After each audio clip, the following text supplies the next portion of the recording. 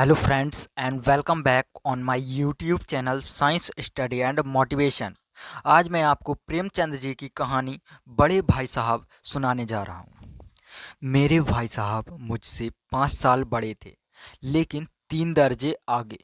उन्होंने भी सब उसी उम्र में पढ़ना शुरू किया था जब मैंने शुरू किया, लेकिन तालीम जैसे महत्व के मामले में वह जल्दीबाजी से काम लेना पसंद ना करते थे। इस भवन की बुनियाद खूब मजबूत डालना चाहते थे, जिस पर आलीशान महल बन सके। 1 साल का काम 2 साल में करते थे, कभी कभी 3 साल भी लग जाते थे। बुनियाद ही पुख्ता ना हो तो मकान कैसे पायदार बने। मैं छोटा था, वह बड़े थे। मेरी उम्र 9 साल की, वह 14 साल के थे। उन्हें मेरी तंबीह और निगरानी का पूरा जन्मसिद्ध अधिकार था, और मेरी शालीनता इसी में थी कि उनके हुक्म को कानून समझूं। वह स्वभाव से बड़े अध्ययनशील थे, हरदम किताब खोले बैठे रहते थे, और शायद दिमाग को कभी आराम देने के लिए कभी कॉपी पर, कभी किताबों की हंसियों पर चिड़ियों, कुत्तों, बिल्लियों की तस्वीरें बनाया करते थे।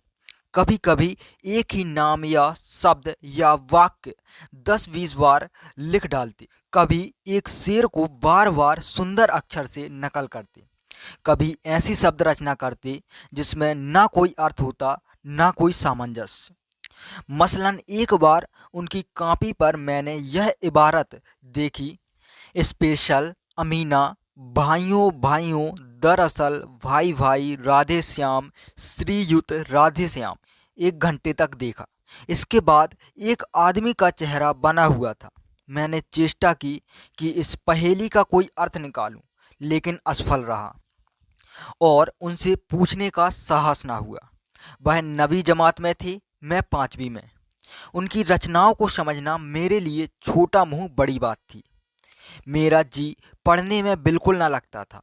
1 घंटा भी किताब लेकर बैठना पहाड़ था। मौका पाते ही हॉस्टल से निकलकर मैदान में आ जाता, और कभी कंकरियां उछालता, कभी कागज की तितलियां उड़ाता, और कहीं कोई साथी मिल गया तो पूछना ही क्या।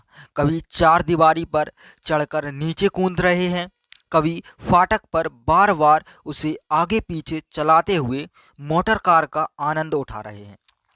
लेकिन कमरे में आते ही भाई साहब का रौद्र रूप देखकर प्राण सूख जाते। उनका पहला सवाल होता, कहाँ थे।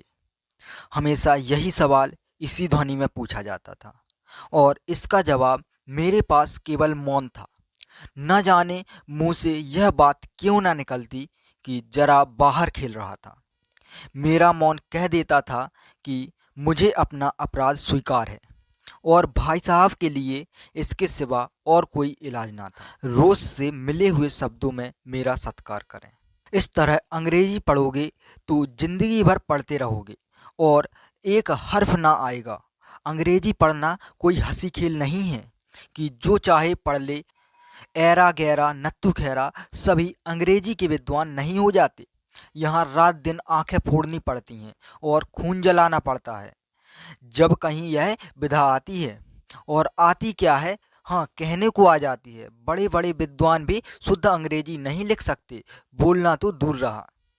और मैं कहता हूँ, तुम कितने घोंगा कि मुझे देखकर भी सबक नहीं लेते। मैं कितनी मेहनत करता हूँ। तुम अपनी आंखों से देखते हो, अगर नहीं देखते तो तुम्हारी आंखों का कसूर है, तुम्हारी बुद्धि का कसूर है।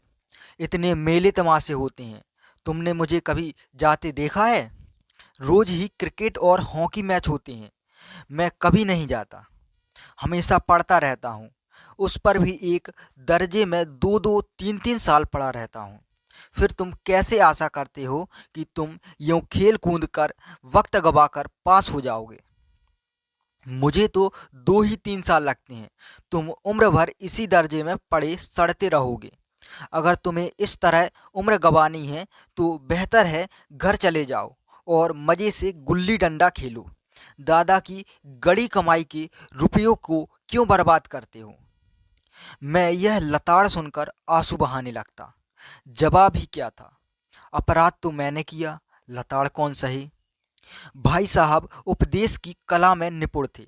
ऐसी ऐसी लगती बातें कहते, ऐसे ऐसे सूखती बाढ़ चलाते कि मेरे जिगर के टुकड़े टुकड़े हो जाते और हिम्मत छूट जाती। इस तरह जान तोड़कर मेहनत करने की शक्ति मैं अपने अंदर कभी ना पाता था। और इस निराशा में जरा देर के लिए मैं सोचने लगता, क्यों ना घर चला जाऊं। जो काम मेरे बूते के बाहर है उसमें हाथ डालकर क्यों अपनी जिंदगी खराब करूं। मुझे अपना मूर्ख रहना मंजूर था, लेकिन उतनी मेहनत से मुझे तो चक्कर आ जाता था। लेकिन घंटे 2 घंटे बाद निराशा के बादल फट जाते और मैं इरादा करता कि आगे से खूब जी लगाकर पढ़ूंगा।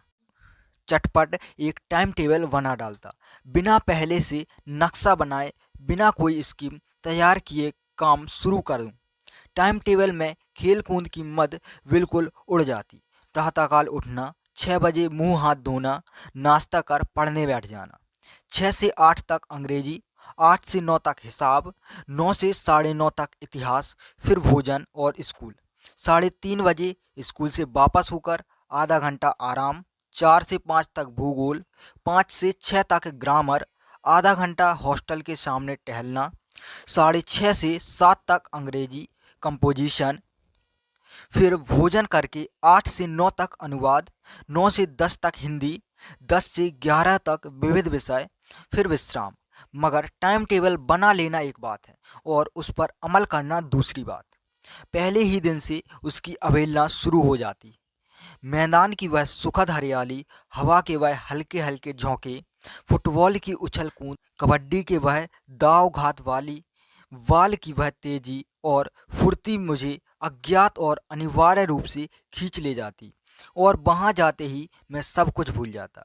वह जानलेवा टाइम टेबल, वह आंख फोड़ पुस्तकें, किसी की याद ना रहती।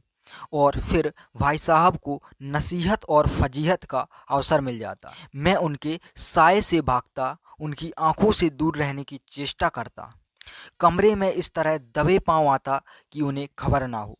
उनकी नज़र मेरी ओर उठी और मेरे प्राण निकले। हमेशा सिर पर नंगी तलवार सी लटकती मालूम होती। फिर भी जैसे मौत और विपत्ति के बीच में भी आदमी मोह और माया के बंधन में जकड़ा रहता। मैं फटकार और घुड़कियां खाकर भी खेल कूद का तिरस्कार न कर सकता। सालाना इम्तिहान हुआ, भाई साहब फेल हो गए, मैं पास हो गया और दर्जे में प्रथम आया। मेरे और उनके बीच 2 साल का अंतर रह गया। जी मैं आया भाई साहब को आड़े हाथ लूं। आपकी वह घोर तपस्या कहाँ गई? मुझे देखिए, मजे से खेलता भी रहा और दर्जे में अव्वल भी हूँ। लेकिन वह इतने दुखी और उदास थे कि मुझे उनसे दिली हमदर्दी हुई और उनके घाव पर नमक छिड़कने का विचार ही लज्जास्पद जान पड़ा। हाँ, अब मुझे अपने ऊपर कुछ अभिमान हुआ और आत्म अभिमान भी बढ़ा। भाई साहब का वह रोब मुझ पर ना रहा। आज़ादी से खेलकूद में शरीक होने लगा।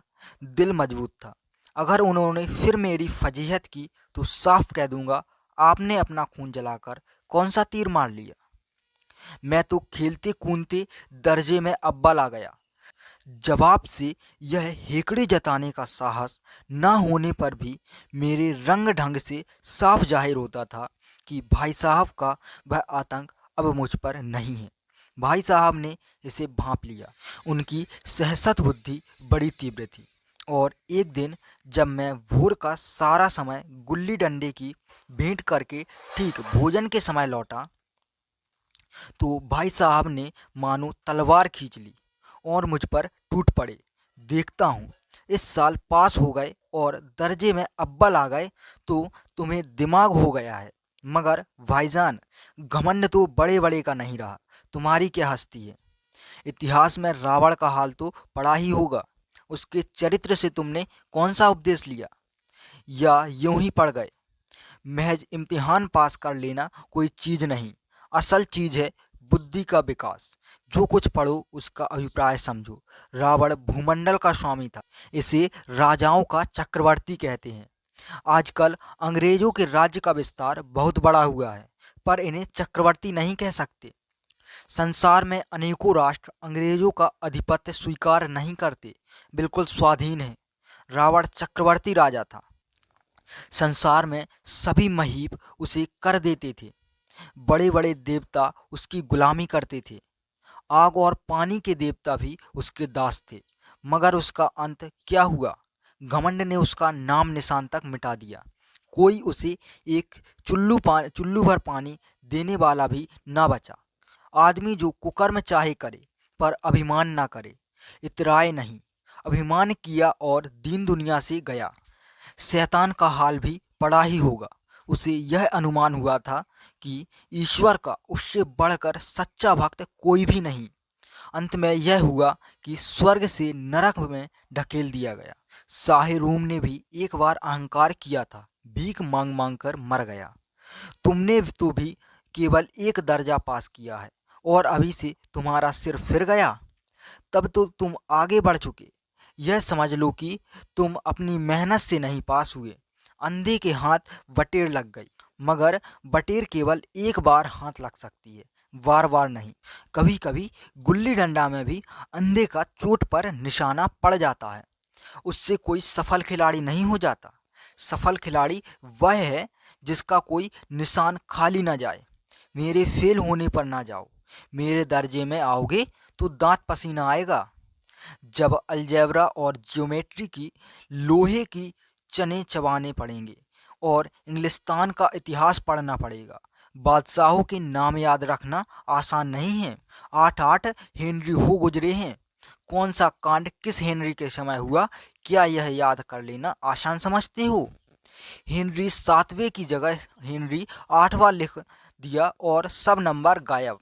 सफाचट। सिर्फ भी ना मिलेगा, सिफर भी हो किस ख्याल में? दर्जनों तो जेम्स हुए, दर्जनों विलियम। किडियो चार्ल्स। दिमाग चक्कर खाने लगता है, आंधी रोग हो जाता है। इन अभागों को नाम भी ना जुड़ते थे। एक ही नाम के पीछे दोयम, तेयम, चहारम, पंचम लगाते चले गए। मुझसे पूछते तो 10 लाख नाम बता देता। और ज्योमेट्री तो बस खुदा की पनाह है। आ वा जा की जगह आ जा वाह लिख दिया और सारे नंबर कट गए। कोई इन निर्दयी मुमतहीनों से नहीं पूछता कि आखिर आ जा वाह और आ वा जा में क्या फ़र्क है, और व्यर्थ की बात के लिए क्यों छात्रों का खून करते हो? दाल भात रोटी खाई या भात दाल रोटी खाई, इसमें क्या रखा है? मगर इन परीक्षकों को क्या परवाह? वह तो वही देखते हैं जो पुस्तक में लिखा है। चाहते हैं कि लड़के अक्षर अक्षर रट डालें, और इसी रटंत का नाम शिक्षा रख छोड़ा है। और आखिर इन बेसिर पैर की बातों के पढ़ने के से क्या फ़ायदा? इस रेखा पर वह लंब गिरा दो तो आधार लंब से दोगुना हो गया। पूछिए इससे प्रयोजन? दोगुना नहीं चौगुना हो जाए या आधा ही रहे, मेरी वला से। लेकिन परीक्षा में पास होना है तो यह सब खुराफात याद करनी पड़ेगी। कह दिया समय की पाबंदी पर एक निबंध लिखो जो 4 पन्नों से कम ना हो। अब आपकी कॉपी सामने खोले, कलम हाथ में लिए उसके नाम को रोइए। कौन नहीं जानता कि समय की पाबंदी बहुत अच्छी बात है। इससे आदमी के जीवन में संयम आ जाता है, दूसरों का उस पर स्नेह होने लगता है और उसके कारोबार की उन्नति होती है। जरा सी बात पर 4 पन्ने कैसे लिखें? जो बात एक वाक्य में कही जा सके उसे 4 पन्ने में लिखने की जरूरत ही क्या है? मैं तो इसे हिमाकत समझता हूँ। यह तो समय की किफ़ायती नहीं बल्कि उसका दुरुपयोग है। व्यर्थ में किसी बात को ठूंस दिया। हम चाहते हैं आदमी को जो कुछ कहना हो चटपट कह दे और अपनी राह ले, मगर नहीं, आपको 4 पन्ने रंगने पड़ेंगे, चाहे जैसे लिखिए, और पन्ने भी पूरे फुल स्केप आकार के। यह छात्रों पर अत्याचार नहीं तो और क्या है? अनर्थ तो यह है कि कहा जाता है संक्षेप में लिखो। समय की पाबंदी पर संक्षेप में एक निबंध लिखो जो 4 पन्नों से कम ना हो। ठीक संक्षेप में 4 पन्ने हुए, नहीं शायद 100-200 पन्ने लिखवाते। तेज भी दौड़िए और धीरे धीरे भी। यह उल्टी बात या नहीं? बालक भी इतनी सी बात समझ सकता है, लेकिन इन अध्यापकों को इतनी तमीज भी नहीं। उस पर दावा है कि हम अध्यापक हैं। मेरे दर्जे में आओगे तो ये सारे पापड़ बेलने पड़ेंगे और तब आटे दाल का भाव मालूम होगा। इस दर्जे में अव्वल आ गए हो तो जमीन पर पांव नहीं रखते। इसलिए मेरा कहना मानिए। लाख फेल हो गया हूँ, लेकिन तुमसे बड़ा हूँ। संसार का मुझे तुमसे ज़्यादा अनुभव है। जो कहता हूँ उसे गृह बांधिए, नहीं तो पछताओगे। स्कूल का समय निकट था। नहीं ईश्वर जाने यह उपदेश माला कब समाप्त होती। भोजन आज मुझे निस्वाद सा लग रहा था। जब पास होने पर यह तिरस्कार हो रहा है तो फेल हो जाने पर शायद प्राण ही ले लिए जाते। भाई साहब ने अपने दर्जे की पढ़ाई का जो भयंकर चित्र खींचा था उसने मुझे भयभीत कर दिया। कैसे स्कूल छोड़कर घर नहीं भागा, यही ताज्जुब है। लेकिन इतने तिरस्कार पर भी पुस्तकों में मेरी अरुचि ज्यों की त्यों बनी रही। खेल कूद का कोई अवसर हाथ से ना जाने देता। पढ़ता भी था मगर बहुत कम, बस इतना कि रोज का टास्क पूरा हो जाए और दर्जे में जलील ना होना पड़े। अपने ऊपर जो विश्वास पैदा हुआ था वह फिर लुप्त हो गया और फिर चोरों का सा जीवन कटने लगा। फिर सालाना इम्तिहान हुआ और कुछ ऐसा संयोग हुआ कि मैं फिर पास हुआ और भाई साहब फिर फेल हो गए। मैंने बहुत मेहनत ना की पर ना जाने कैसे दर्जे में अव्वल आ गया। मुझे खुद अचरज हुआ। भाई साहब ने प्राणांतक परिश्रम किया था। कोर्स का एक एक शब्द चाट गए थे। 10 बजे रात तक इधर, 4 बजे भोर से उधर, 6 से 7:30, 6 से 9:30 तक स्कूल जाने से के पहले मुद्रा कांतिहीन हो गई थी, मगर बेचारे फेल हो गए। मुझे उन पर दया आती थी। नतीजा सुनाया गया तो वह रो पड़े और मैं भी रोने लगा। अपने पास होने वाली खुशी आधी हो गई। मैं भी फेल हो गया होता तो भाई साहब को इतना दुख ना होता। लेकिन विधि की बात कौन टाले। मेरे और भाई साहब के बीच में अब केवल एक दर्जे का अंतर रह गया था। मेरे मन में एक कुटिल भावना उदय हुई कि कहीं भाई साहब एक साल और फेल हो जाएं तो मैं उनके बराबर हो जाऊं। फिर वह किस आधार पर मेरी फजीहत कर सकेंगे। लेकिन मैंने इस कमीने विचार को दिल से बलपूर्वक निकाल डाला। आखिर वह मुझे मेरे हित के विचार से ही तो डांटते हैं। मुझे उस वक्त अप्रिय लगता है अवश्य, मगर यह शायद उनके उपदेशों का ही असर हो कि मैं दनादन पास होता जाता हूँ और इतने अच्छे नंबरों से। अब की बार भाई साहब बहुत नर्म पड़ गए थे। कई बार मुझे डांटने का अवसर पाकर भी उन्होंने धीरज से काम लिया। शायद अब वह खुद समझने लगे थे कि मुझे डांटने का अधिकार नहीं उन्हें नहीं रहा, या रहा तो बहुत कम। मेरी स्वच्छंदता भी बढ़ी। मैं उनकी सहिष्णुता का अनुचित लाभ उठाने लगा। मुझे कुछ ऐसी धारणा हुई कि मैं तो पास ही हो जाऊंगा, पढ़ूं या ना पढ़ूं मेरी तकदीर बलवान है। इसलिए भाई साहब के डर से जो थोड़ा बहुत पढ़ लिया करता था वह भी बंद हुआ। मुझे कनकौए उड़ाने का नया शौक पैदा हो गया था और अब सारा समय पतंगबाजी की ही भेंट होता था। फिर भी मैं भाई साहब का अदब करता था और उनकी नज़र बचाकर कनकौए उड़ाता था। मांझा देना, कन्ने बांधना, पतंग टूर्नामेंट की तैयारी आदि समस्याएं अब गुप्त रूप से हल की जाती थीं। भाई साहब को यह संदेह न करने देना चाहता था कि उनका सम्मान और लिहाज मेरी नज़रों से कम हो गया। एक दिन संध्या समय हॉस्टल से दूर मैं एक कनकौआ लूटने बेतहाशा दौड़ा जा रहा था। आंखें आसमान की ओर थीं और मन उस आकाशगामी पथिक की ओर जो मंद गति से झूमता पतन की ओर चला जा रहा था। मानो कोई आत्मा स्वर्ग से निकलकर विरक्त मन से नए संस्कार ग्रहण करने जा रही हो। बालकों की एक पूरी सेना लग्गे और झड़कदार बांस लिए उनका स्वागत करने को दौड़ी आ रही थी। किसी को अपने आगे पीछे की खबर ना थी। सभी मानो उस पतंग के साथ ही आकाश में उड़ रहे थे। जहाँ सब कुछ समतल है, न मोटर कारें हैं, न ट्राम है, न गाड़ियाँ। सहसा भाई साहब से मेरी मुठभेड़ हो गई, जो शायद बाजार से लौट रहे थे। उन्होंने वहीं मेरा हाथ पकड़ लिया और उग्र भाव से बोले, इन बाजारी लौंडों के साथ धेले के कनकौए के लिए दौड़ते तुम्हें शर्म नहीं आती? तुम्हें इसका कोई भी लिहाज नहीं है कि अब नीची जमात में नहीं हो बल्कि 8वीं जमात में आ गए हो और मुझसे केवल एक दर्जा नीचे हो। आखिर आदमी को कुछ तो अपनी पोजीशन का ख्याल करना चाहिए। एक जमाना था कि लोग 8वां दर्जा पास करके नायब तहसीलदार हो जाते थे। मैं कितने ही लोगों को जानता हूँ जो आज अव्वल दर्जे के डिप्टी मजिस्ट्रेट या सुप्रिटेंडेंट हैं। कितने भी 8वीं जमात वाले हमारे लीडर और समाचार पत्रों के संपादक हैं। बड़े बड़े विद्वान उनकी मातहती में काम करते हैं और तुम उसी 8वीं दर्जे में आकर बाजारी लौंडों के साथ कनकौए के लिए दौड़ रहे हो। मुझे तुम्हारी इस कम अक्ली पर दुख होता है। तुम जहीन हो, इसमें शक नहीं, लेकिन वह जेहन किस काम का जो हमारे आत्मगौरव की हत्या कर डाले। तुम अपने दिल में समझते होगे मैं भाई साहब से महज एक दर्जा नीचे हूँ और अब उन्हें मुझको कुछ कहने का हक नहीं है। लेकिन यह तुम्हारी गलती है। मैं तुमसे 5 साल बड़ा हूँ और चाहे आज तुम मेरी ही जमात में आ जाओ और परीक्षकों का यही हाल है, तो निस्संदेह अगले साल तुम मेरे समकक्ष हो जाओगे और शायद 1 साल बाद तुम मुझसे आगे निकल जाओ।